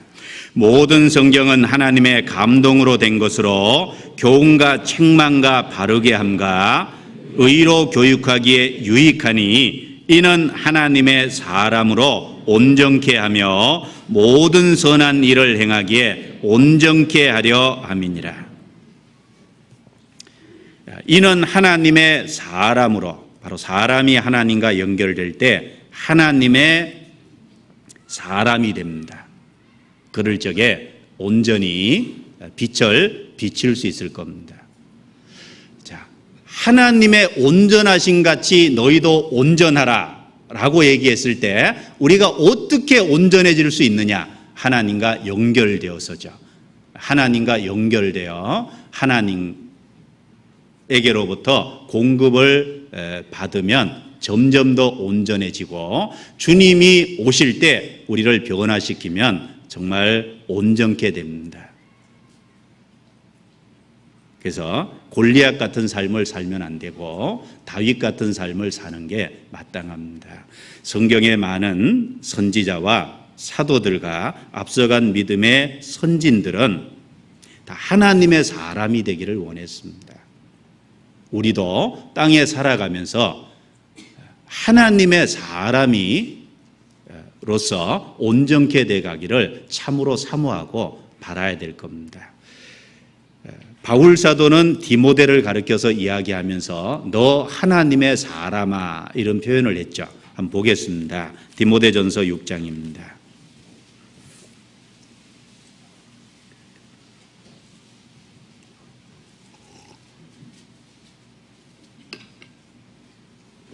디모데전서 6장 11절입니다. 같이 읽어보죠. 오직 너 하나님의 사람아 이것들을 피하고 의와 경건과 믿음과 사랑과 인내와 온유를 좇으며. 너 하나님의 사람아, 디모데가 참으로 그리스도를 받아들이고 그 하나님 아래 종속을 선언했을 때 그의 삶이 하나님의 사람으로서 쓰임받을 수 있었던 겁니다. 우리도 모든 삶에서 그렇게 살아갈 때 하나님의 사람으로서 온전히 빛을 비칠 수 있을 겁니다. 그래서 줄기 6에 하나가 더해져야 7숫자가 된다는 걸 숫자적인 걸 가지고 우리에게 교훈을 해주고 있습니다. 그리고 이 빛이 비치는 건 7개가 같이 비쳐야죠. 몇 개는 비치고 몇 개는 안 비치면 안 되잖아요. 7개가 같이 비쳐야 됩니다. 마찬가지로 우리 하나하나는 가지죠. 혼자 비치는 게 아니라 연합과 조화가 필요하다는 겁니다. 우리가 정말 온전히 세상의 빛으로서 비춰지려면 구원받은 사람들이 서로 연합하고 조화가 돼야 된다는 얘기입니다. 연합과 조화가 되지 않으면 빛이 온전히 비칠 수 없습니다. 구원받은 사람이 서로 다투고 갈등이 있고 원망과 시비가 있고 다툼이 있는 곳에 들어와서 하나님의 사랑을 온전히 발견할 수 있겠습니까? 결코 그럴 수 없을 겁니다. 7개가 같이 비춰야 되듯이 구원받은 사람은 연합과 조화가 필요하다는 겁니다.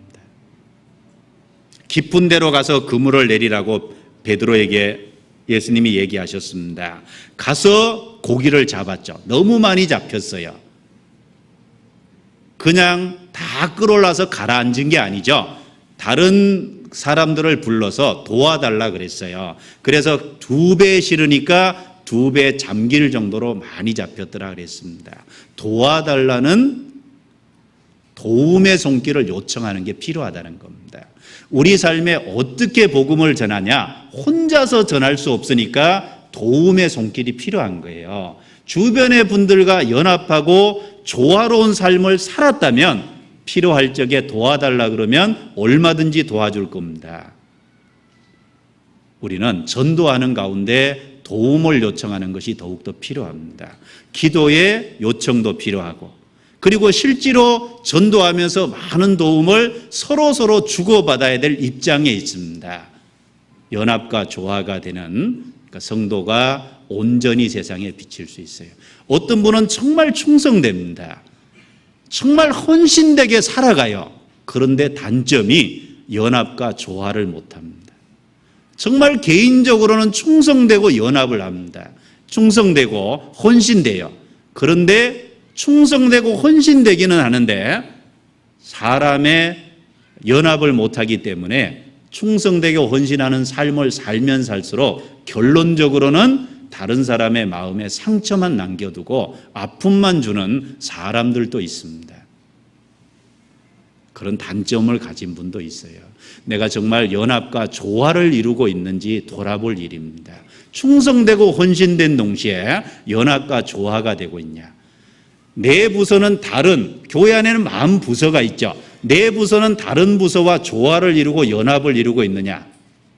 아니면 부서 이기주의가 있느냐? 구원받은 사람 안에 부서 이기주의가 있으면 안 되죠. 여기만 잘 되면 안 됩니다. 그렇죠? 다 같이 잘 돼야죠.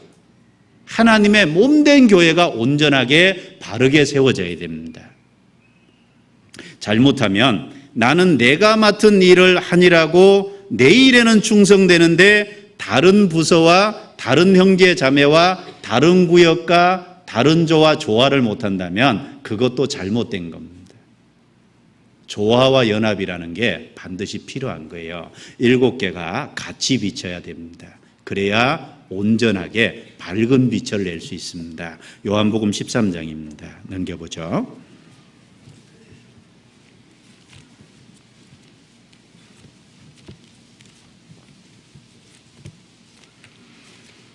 요한복음 13장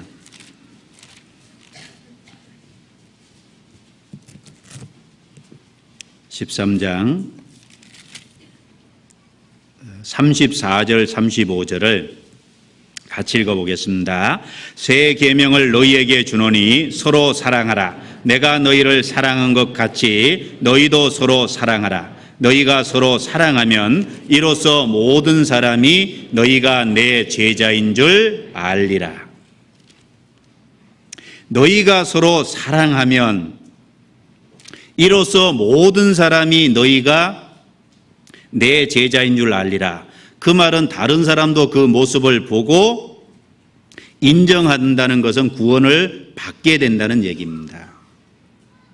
서로 사랑하면 사랑이라는 게 뭘까요? 사랑이라는 그 단어 속에는 희생과 배려라는 것이 포함되어 있거든요. 내가 다른 형제 자매를 위해서 배려하는 말을 하고 있는지, 다른 형제 자매를 위해서 배려하는 행동을 하고 있는지를 돌아볼 필요가 있습니다. 배려가 있으면, 그리고 다른 형제 자매를 위해서 희생하는 게 있으면, 희생이 뭐죠? 그분을 위해서 내가 하고 싶는 것도 참는 경우가 있어요. 그렇죠? 그분을 위해서 희생하고 배려하는 것이 있으면 연합을 이룰 수 있어요. 왜 연합을 이룰 수 없냐? 희생하고 배려하는 것이 없으니까 연합을 이룰 수 없습니다. 자기 고집만 내세우고 자기 주장만 내세우는 사람에게는 결코 조화와 연합이라는 게 있을 수가 없는 거예요. 등대는 같이 비치는 겁니다. 마가복음 2장에 보면 중풍병 걸린 사람을 상에 뉘어서 데리고 왔어요. 데리고 왔는데 사람이 너무 많이 운집해가지고 들어갈 수가 없었잖아요. 지붕을 뜯고 내렸습니다. 자, 네 사람이 똑같이 내려야 되겠죠. 내리는 줄을 내릴 적에 한 사람은 굉장히 빨리 내리고 한 사람은 천천히 내리면 기울어져가지고 환자가 뚝 떨어지겠죠. 똑같은 속도로 내려야 됩니다. 그리고 네 사람의 마음이 일치가 돼야 될 겁니다. 거기서도 연합과 조화가 있었기 때문에 중풍병 걸린 사람이 고침을 받을 수 있었어요. 우리가 전도하는 가운데 정말 전도가 올바로 되려면 연합과 조화가 반드시 필요하다는 겁니다. 다른 형제 자매와 먼저 연합하고 조화를 갖고 있는지, 가정에서는 남편과 아내가 연합하고 조화를 이루고 있는지, 부모와 자식 간의 연합과 조화가 되어 있는지, 형제 자매 개인 간의 연합과 조화가 되어 있는지, 교회 부서 안에 형제 자매들과 일하면서 연합과 조화가 되어 있는지, 부서와 부서끼리 연합과 조화가 되어 있는지 돌아볼 일입니다. 같이 비칠 때 온전히 비칠 수 있을 겁니다. 7숫자는 완전 숫자가 틀림없습니다. 그리고 이 잔이 있는데 잔의 모양이 무슨 모양이냐면 살구꽃 모양이에요. 근데 이 살구꽃은 잔이 모양을 꾸미기를 살구꽃인데, 이 살구꽃은 꽃 중에서 꽃이 빨리 피는 꽃이라고 알려져 있습니다. 즉 부활하신 예수님을 얘기합니다. 부활의 첫 열매 되신 예수님을 얘기하죠. 구약 성경에 보면은 그 광야에서 문제가 있을 때 12지파에게 한 사람씩 택해서 지도자의 지팡이를 가져오라 그랬어요. 그리고 벗개가 있는 장막 안에 뒀습니다. 그랬더니 다음 날 아론의 지팡이에만 꽃이 피고 열매가 맺혔어요. 그런데 무슨 꽃이 피었죠? 살구꽃이 피었습니다. 바로 죽은 나무인데 거기 꽃이 피고 열매가 맺힌 거예요. 바로 부활의 첫 열매 되신 예수님을 얘기합니다. 그럴 뿐 아니라 그 주님께 연결된 구원받은 그리스도인을 얘기합니다. 우리가 어떻게 하면 온전히 빛을 비칠 수 있냐? 주님의 부활의 능력을 의지하고, 부활의 능력, 주님의 능력을 의지해서 살아갈 때 빛이 비칠 수 있는 거다라고 말씀드릴 수 있습니다. 빌립보서 3장입니다. 넘겨보죠. 빌립보서 3장.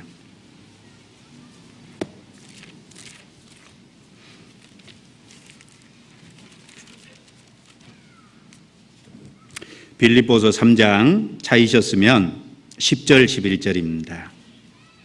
같이 읽어보겠습니다. 내가 그리스도와 그 부활의 권능과 그 고난의 참여함을 알려하여 그의 죽으심을 본받아 어찌하든지 죽은 자 가운데서 부활에 이르려 하노니 됐습니다. 자, 이 말씀은 오해하면 안 되죠. 어찌하든지 죽은 자 가운데서 부활에 이르려 하노니, 이거는 바울 사도가 자신의 몸의 부활을 얘기한 게 아니잖아요. 부활이 안 될까 봐 걱정했다, 그런 얘기도 아니죠. 이것은 바울의 삶 속에서 주님의 부활의 능력을 덧입기를 간절히 사모한 거예요. 주님의 능력을 체험하기를 간절히 원했다는 겁니다. 여러분, 부활은 죽어야 그 다음이 부활입니다.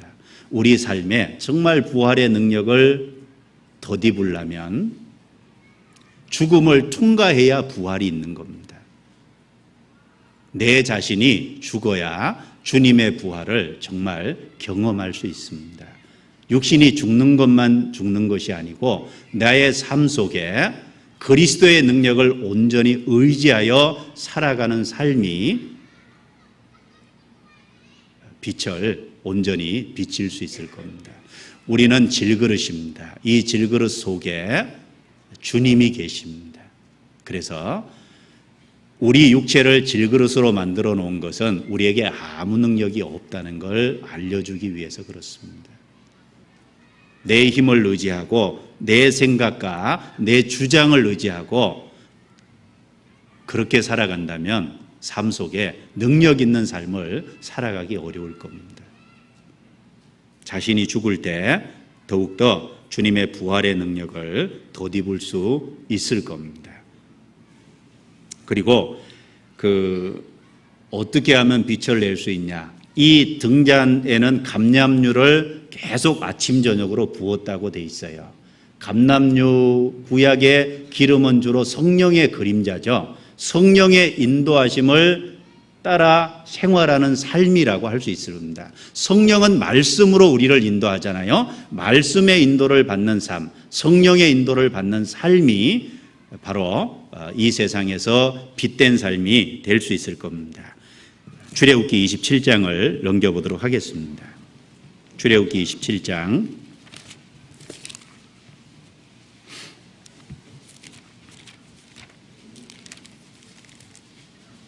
20절 21절입니다. 20절 21절 같이 읽어보도록 하겠습니다.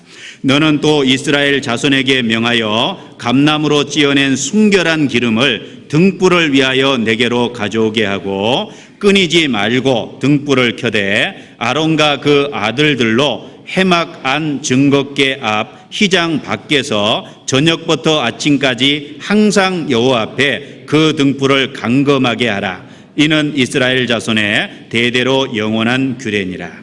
자, 이제 등대에 붓는 기름이 순결한 기름, 감람으로 지은.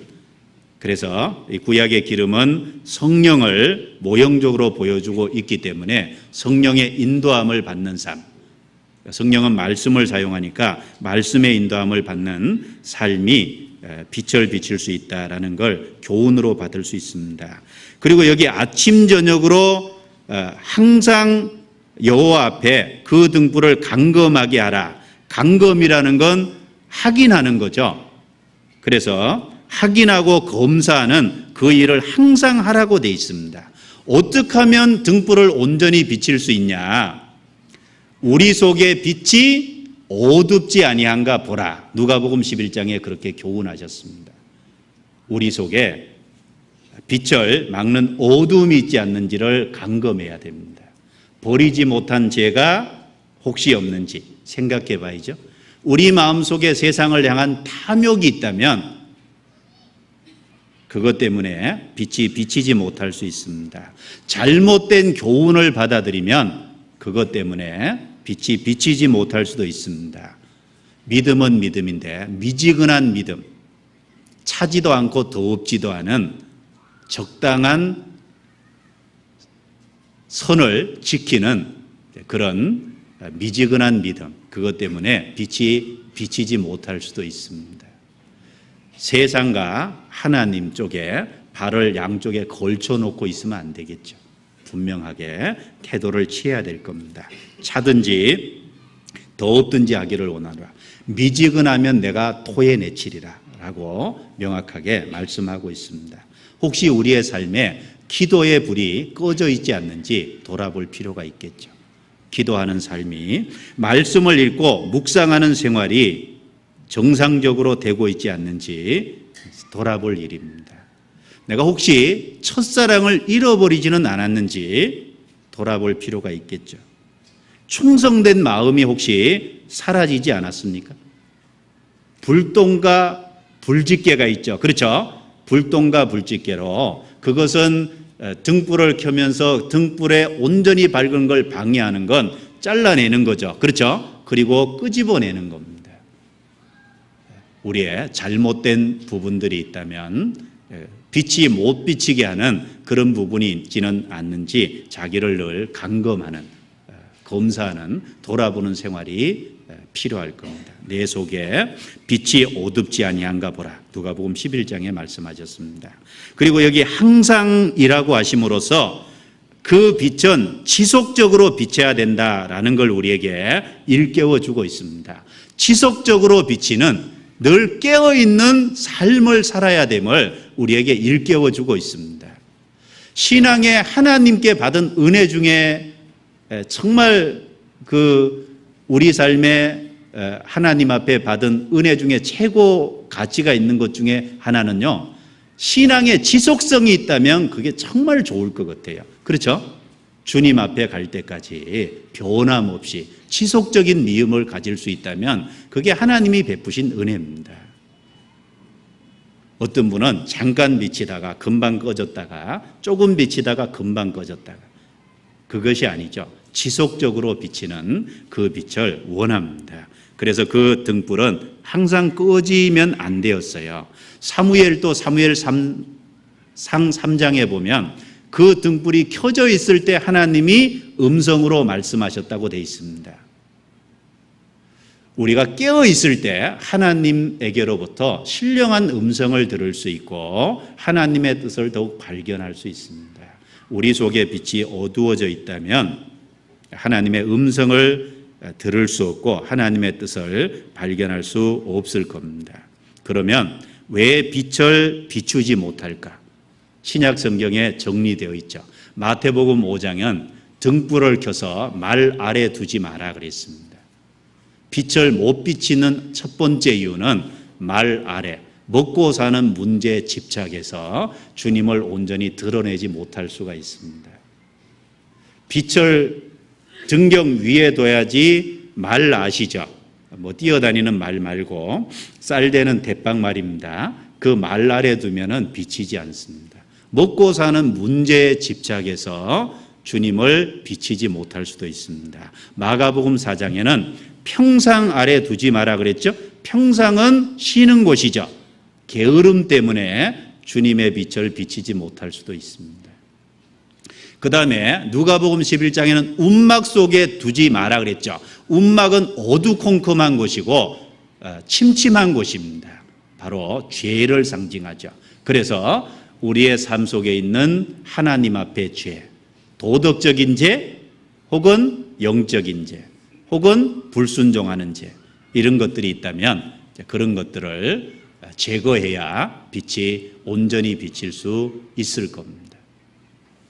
그래서 오늘은 출애굽기 25장 내용의 말씀을 통해서 이 등대는 빛을 비추는 것이기 때문에 어떻게 하면 우리가 온전히 빛을 비출 수 있을까 교훈을 좀 받아봤습니다.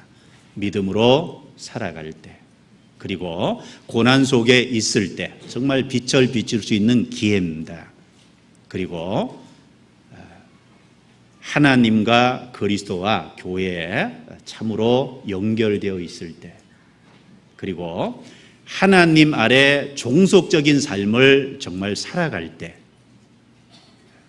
그리고 연합할 때, 그리고 우리 속에 있는 그 빛을 어두워진 부분을 제거할 때, 그리고 성령의 인도하심을 받을 때, 이런 경우들 좀 마음속에 생각하면서 생활 속에 좀 적용하고 자기 자신을 돌아봤으면 좋겠습니다. 기도하고 마치겠습니다.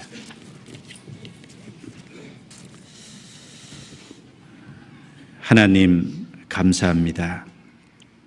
귀중한 시간을 허락하셔서 주님 말씀을 배우고 주님 안에서 어떻게 하면은 온전히 빛을 비출 수 있는지 생각하게 해주신 것 또 감사합니다. 주님이 우리에게 빛이 되어 주셨고 또 우리로 세상의 빛이라고 말씀하심을 기억합니다. 우리 속에 거짓된 거, 온전치 못한 거, 허물진 거 모두 제거해 주셔서 온전히 주님을 비치는 빛이 될 수 있도록 도와주시고, 그로 말미암아 주님 앞에 의의 도구로 쓰임 받을 수 있게 남은 생에 도와주옵소서. 우리를 더욱 하나님의 사람으로 온전케 해주시고 선한 일을 행하기에 부족함이 없도록 도와주옵소서. 우리 옆에 아직 구원받지 못한 너무 많은 사람이 있습니다. 안타까운 마음으로 그들을 인도하고 주님께로 이끌 수 있도록 우리를 더욱 붙잡아 주시기를 간절히 간구드리며 우리를 구원해 주신 예수님 이름으로 기도드려옵니다. 아멘. 찬송가 하시겠습니다. 276장 하나님의 진리 등대 부르시겠습니다.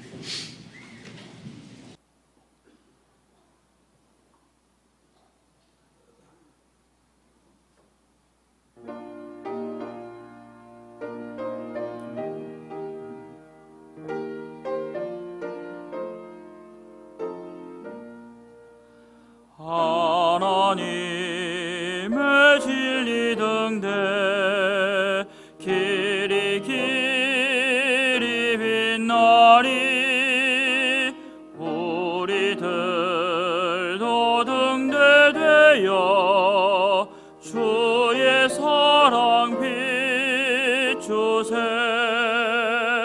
우리 작은 불을 켜서 험한 바다 비추세 물에 빠져 헤매느니 건져내어 살리세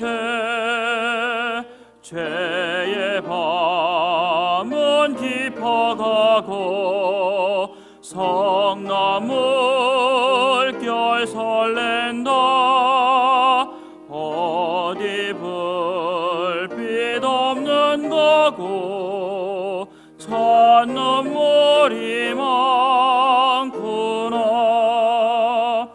우리 작은 불을 켜서 험한 바다 비추세 물에 빠져 헤매느니 건져내어 살리세 너의 등불 돋우어라 거친 바다 비춰라 빛을 찾아 헤매느니 생명선에 건져라 우리 작은 불을 켜서 험한 바다 비추세 물에 빠져 헤매느니 건져내어 살리세. 네, 장로님 강구해 주시겠습니다.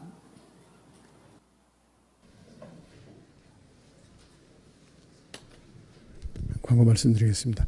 다음 주부터 10월 13일부터 대전도 집회가 있는 걸 잊어버리지 마시고요. 위에서 기도해 주시고 미리미리 준비하셔서 많은 분들이 구원받을 수 있도록 올해 마지막 대전도 집회입니다.